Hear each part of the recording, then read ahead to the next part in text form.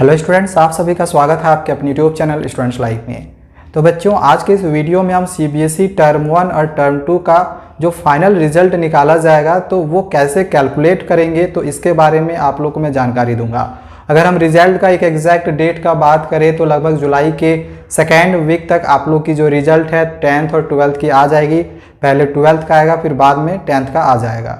ठीक है, तो ये जो रिजल्ट निकाला जाएगा तो अगर 30-70 का रेशियो से अगर रिजल्ट निकलता है, फर्स्ट टर्म का 30% और सेकेंड टर्म का 70%, तो ये जो निकलेगा वो प्रोरट्टा बेसिस पर निकलेगा।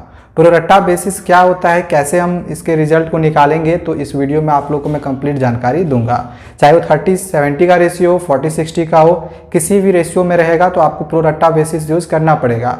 50-50 का रहेगा तो सिंपल है, दोनों को जोड़ देंगे, जो फाइनल मार्क्स होगा वही हम लोग का मार्क्स हो जाएगा। ठीक है, तो 50-50 प्रॉब्लम नहीं है। और मेरे ख्याल से अगर 50-50% के मार्क्स अगर जोड़े जाते हैं रिजल्ट के लिए तो ये स्टूडेंट्स के लिए ज़्यादा बेनिफिट होगा, इसमें ज़्यादा स्टूडेंट्स को नुकसान नहीं होगा। लेकिन अगर 30-70 का रेशियो रहता है तो इससे स्टूडेंट्स को, ज़्यादातर स्टूडेंट्स को देखा जाएगा कि उनका लॉस हुआ है, उनको प्रॉब्लम होगा। क्योंकि जिन बच्चों का सेकेंड टर्म में फर्स्ट टर्म से ज़्यादा मार्क्स आएगा, सिर्फ उन्हीं बच्चों को 30-70 का फ़ायदा होगा। और कितना फ़ायदा होगा और कितना कैसे लॉस होगा, तो ये सारी चीज़ें अभी मैं आप लोग को बताऊंगा। ठीक है, तो वीडियो को आप पूरा देखते रहें, सारी चीज़ें अच्छे से समझ में आ जाएगा। प्रोरट्टा बेसिस क्या है, कैसे हम कैलकुलेट करेंगे, इन सब चीज़ों के बारे में आप लोग को बताऊंगा। देखो, सपोज करो कि टर्म 1 की एग्जामिनेशन हुई, टर्म 2 की एग्जामिनेशन हुई। ठीक है, तो टर्म 1 की जो एग्जामिनेशन हुई थी, इंटरनल असेसमेंट में आपके 10 मार्क्स थे। तो सपोज करो एवरेज जो मार्क्स मिलता है वो 9 नंबर मार्क्स मिलता है। 9 से कम किसी स्टूडेंट्स को नहीं दिया जाता है, चाहे वो फर्स्ट टर्म हो या फिर सेकेंड टर्म हो। तो दोनों में हम 9 एक एवरेज मार्क्स ले लिए। ठीक है, अब सपोज करो टर्म 1 में किसी स्टूडेंट्स ने 31 मार्क्स लाया। एक हम एग्जाम्पल ले रहे हैं कि किसी सब्जेक्ट में किसी स्टूडेंट्स ने टर्म 1 में थ्योरी पेपर में 40 में 31 लाया था। तो दोनों का 50 नंबर का एग्जाम हो गया। ठीक है, 50 का हो गया, दोनों को जोड़ देंगे तो कितना हो जाएगा, 40 मार्क्स। यानी टर्म 1 में 50 में उस स्टूडेंट ने 40 मार्क्स लाया। ठीक है, सपोज करो इस वाले में स्टूडेंट्स का मार्क्स कम हो जाता है और इस बार थ्योरी पेपर में इसने 40 में 21 मार्क्स लाया। अब इन दोनों को जोड़ेंगे तो ये हो जाएगा 30 मार्क्स। अब देखो, ये जो टर्म 1 का मार्क्स हो गया 40 मार्क्स, टर्म 2 का मार्क्स हो गया 30। तो अगर ये 50-50 का वेटेज रहेगा तो स्टूडेंट्स को देखो कितना बेनिफिट होगा कि ये दोनों को डायरेक्ट प्लस कर देंगे तो ये 70 मार्क्स उसका फाइनल स्कोर हो जाएगा। इसमें कोई प्रोडक्टा बेसिस कुछ भी यूज नहीं किया जाएगा, सिंपल दोनों को जोड़ दो, वही आपका फाइनल मार्क्स। इसमें कोई प्रॉब्लम ही नहीं था। ठीक है, लेकिन अगर 30-70 का वेटेज रहेगा तो सेकेंड टर्म में नंबर कम आने के कारण कैसे लॉस होगा, तो देखो यहाँ पे मैं आप लोगों को दिखा रहा हूँ। देखो, ये जो होगा 30% का वेटेज पे होगा और ये जो हम ले रहे हैं ये 70% का ले रहे हैं। ठीक है, तो इसका 30% पहले निकालना पड़ेगा। तो 40 का 30% निकालेंगे। 30% जब टूटता है तो नीचे 100 लगाते हैं, मल्टीप्लाई कर दो 40। बिल्कुल इसी तरह से हम इसका 70% निकाल रहे हैं, तो 70% टूटा, नीचे 100 और मल्टीप्लाई कितना कर देंगे 30। इसको काटो, 2 जीरो कट गया यहाँ पे, 1 2 जीरो कट गया, यहाँ पर भी 2 जीरो कटेगा, ये वाला कटा, ये वाला कट गया। इसमें मार्क्स कितना हो गया, 3 4 जा 12 और ये कितना हो गया 21। ये देखो हम सिर्फ परसेंट निकाला, ये आपका मार्क्स नहीं है। ठीक है, ये टोटल मार्क्स नहीं है, ये सिर्फ आपका परसेंटेज निकला। ये जो 40 मार्क्स आपने लाया था तो उसका परसेंटेज निकला, हम निकाले हैं 30% निकला 12 और इसका 30% निकाले तो निकल गया 21। अब इसका फाइनल स्कोर क्या होगा, तो फाइनल स्कोर के लिए क्या करना पड़ेगा, हम यूज करेंगे प्रोडक्टा बेसिस। प्रोडक्टा बेसिस में क्या होता है कि इसको 100 में कन्वर्ट करना पड़ता है, 100 मार्क्स के लिए। ठीक है, तो इसमें हम लोग का मार्क्स टोटल आया था, कितने मार्क्स का एग्जामिनेशन हुआ था टर्म 1 में, 50 मार्क्स का। तो 50 से डिवाइड करेंगे, इसका भी 50 मार्क्स का एग्जामिनेशन हुआ था तो इसमें 50 से इस डिवाइड करेंगे और मल्टीप्लाई 100 कर देंगे, इसमें भी मल्टीप्लाई 100 कर देंगे। देखो ये 0 0 कट गया, 5 2 जा 10, चाहे ये भी 2 बार में पूरा कट जाएगा। इसको जोड़ दो, ये कितना हो गया 24। इसको जोड़ दो, ये कितना हो गया, ये 2 1 जा 2 2 2 जा 4 42। अब देखो ये आपका जो है दोनों को जोड़ने के बाद जो आएगा वो आपका फाइनल मार्क्स होगा। ठीक है, तो ये 24 और प्लस कर दो 42, ये दोनों को जोड़ो, 4 2 6 4 2 6, ये आपका फाइनल मार्क्स हुआ।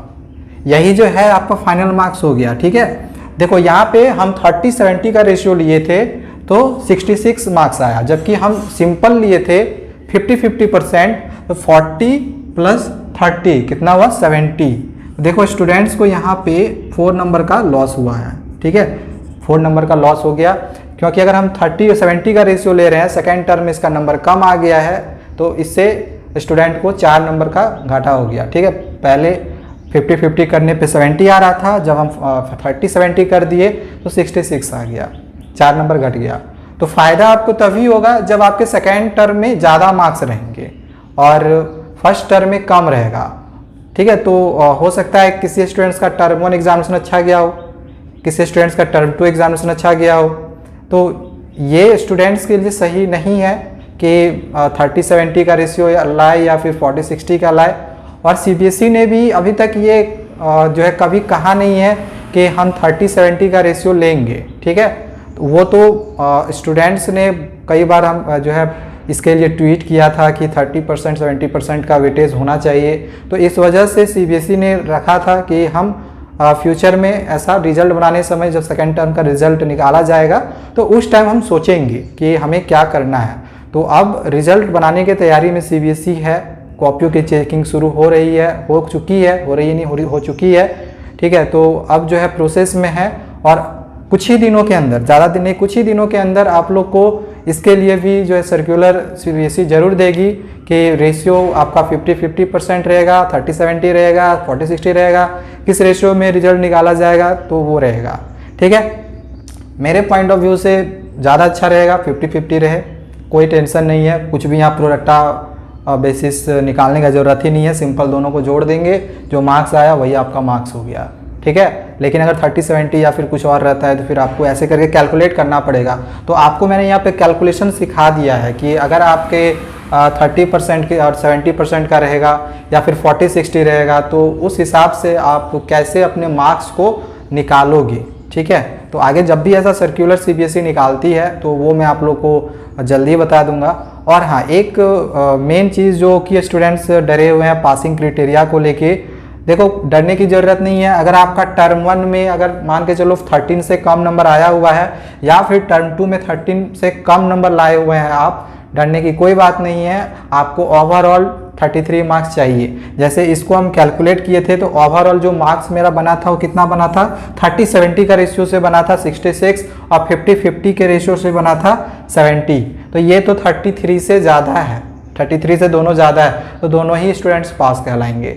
आपको ओवरऑल देखने हैं, ना कि इसमें मान के चलो 21 यहाँ पे लिखे हुए हैं, इसमें सपोज करो कि मेरा जो है 11 नंबर आ गया तो स्टूडेंट्स फेल नहीं कहलाएगा, ठीक है। स्टूडेंट्स फेल नहीं कहलाएगा।